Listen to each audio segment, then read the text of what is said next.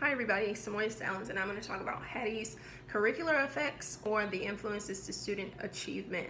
And to do this, I'm going to focus on the time that I spent in the Cape Girardeau Public Schools, which was my dream job. I loved the Cape Girardeau Public Schools. So first, the highest rating effect that Hattie outlines is vocabulary programs. And while I was in Cape, the curriculum that the district purchased for us to use was full of academic vocabulary that we were supposed to teach to the students. And when we did, we saw a huge shift because they got a deeper understanding of what they were learning. And that was really great for our students. And next is repeated reading programs. So in my school in Cape, we had a school-wide RTI time. So during this RTI time for 40 minutes every single day, we focused on essential learning outcomes. So we would group the students according to pretest scores and give them intensive instruction based on what they needed to become proficient or master whatever skill it was. So a lot of times what would happen is we would teach this skill in the RTI time, which was with different kids from different classes,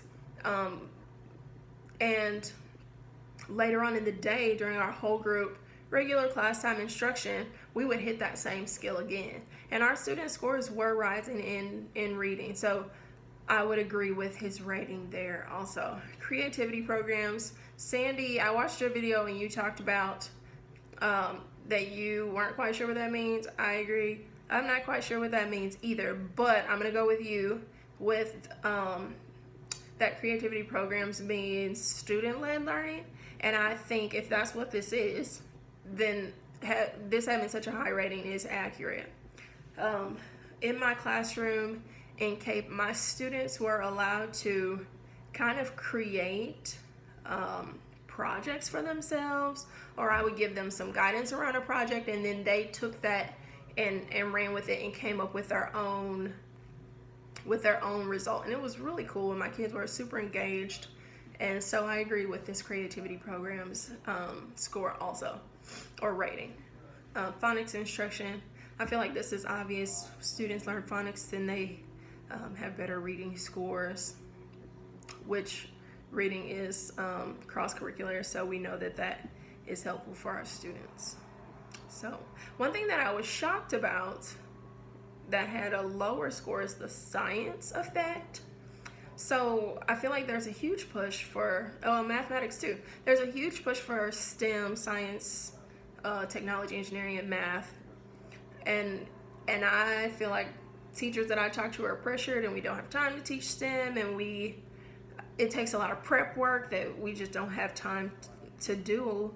And so I don't know if it's maybe not being done effectively, or if it is, if it's worth the time and effort that people are putting into it.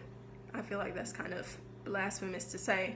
But in Hattie's video where he was talking on a panel, he talked about, or somebody asked a question about preparing students for the future, and he talked about we don't know where our kids are going to be in 2030 or whatever year he said.